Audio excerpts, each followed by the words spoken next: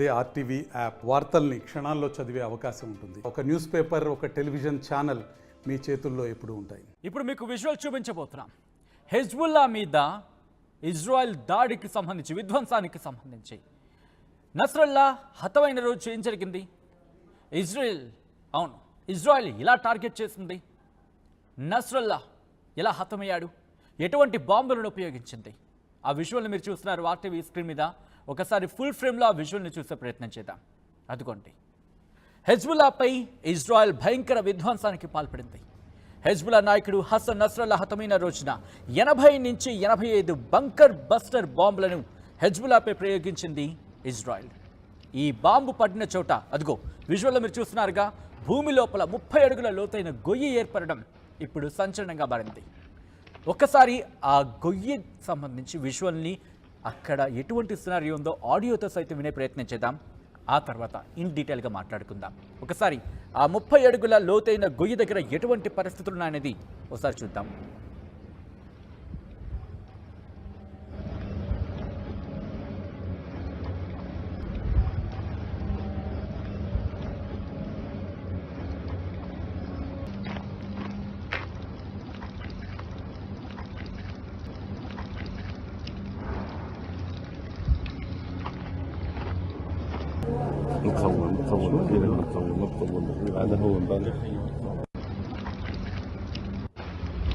ఈ 30 అడుగుల లోతైన గొయ్యికి సంబంధించిన విజువల్ మీరు చూస్తున్నారు.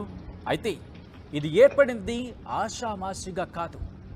బంకర్ బస్టర్ బాంబులను ప్రయోగించింది ఇజ్రాయెల్. నస్రల్లా హతమైన రోజు 80 నుంచి 85 బంకర్ బస్టర్ బాంబులను ప్రయోగించింది.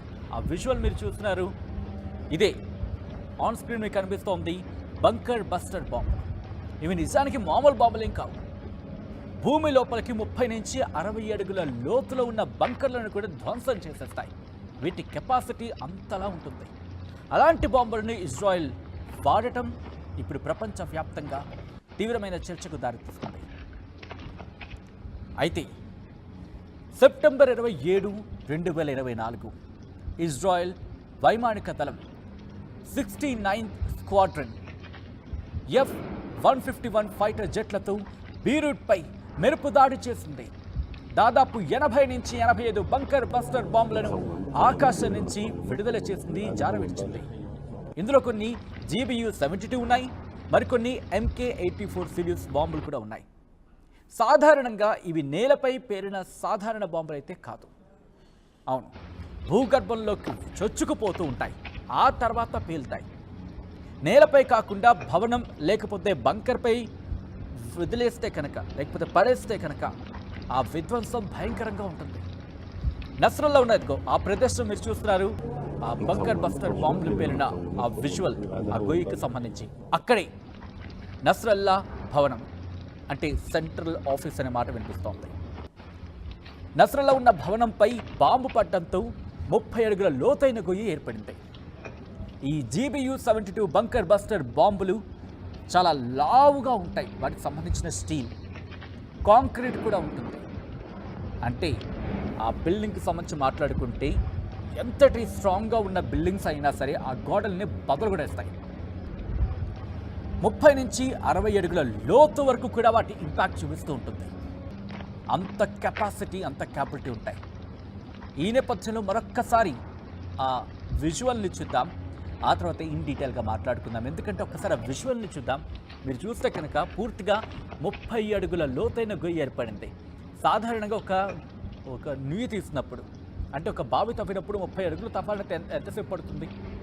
అలాంటిది బంకర్ బస్టర్ బాంబులు కొన్ని నిమిషాల వ్యవధిలోనే ఈ పనులు పూర్తి చేసేస్తాయి. ఆ విజువల్ని మీరు చూస్తున్నారు ఆర్టీవీ స్క్రీన్ మీద.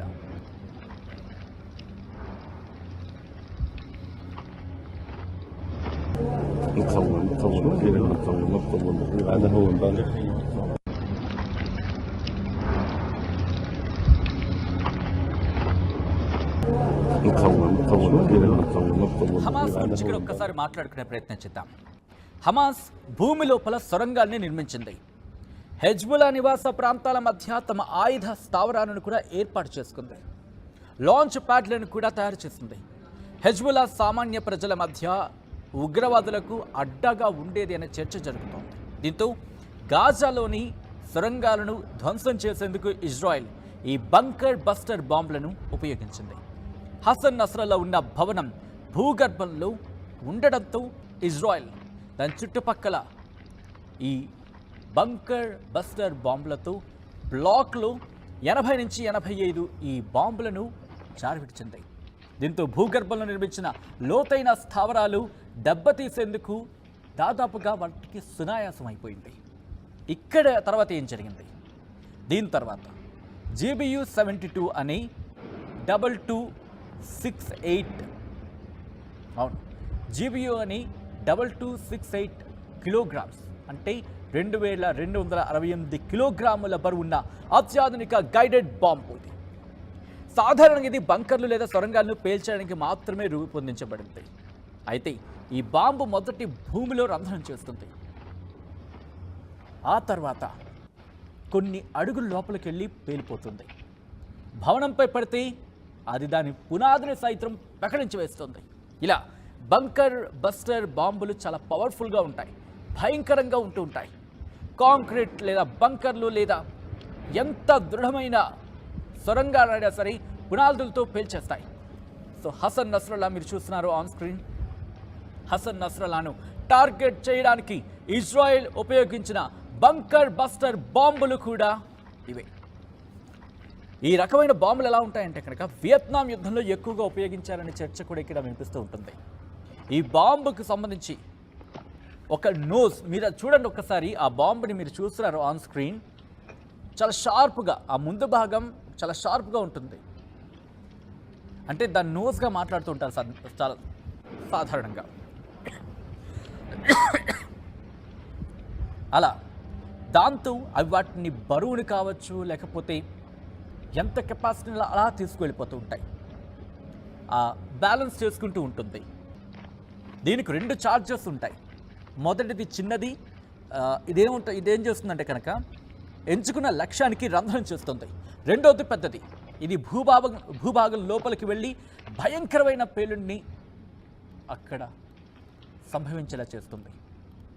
ఇలా ఆ బంకర్ బస్టర్ బాంబ్ సంబంధించి ఆ విజువల్ని మీరు చూస్తున్నారు ఆర్టీవీ స్క్రీన్ మీద. బంకర్ బస్టర్ బాంబులతో ఇటు హసన్ నస్రల్లాను టార్గెట్ చేసింది ఇజ్రాయెల్. అనుకున్న సమయానికి అనుకున్నట్టుగా టార్గెట్ చేసి హసన్ నస్రల్లా ఉన్న ఆ సొరంగంలోకి ఈ బాంబును జారవిడిచింది.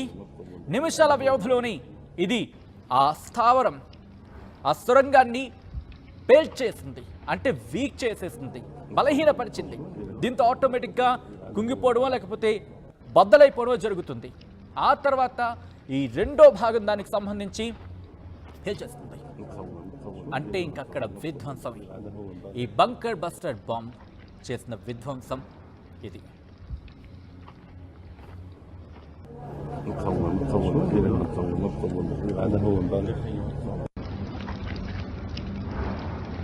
మరిన్ని వీడియోస్ కోసం ఛానల్ ని సబ్స్క్రైబ్ చేయండి. లేటెస్ట్ అప్డేట్స్ కోసం వాట్సాప్ ఛానల్ ని ఫాలో చేయండి.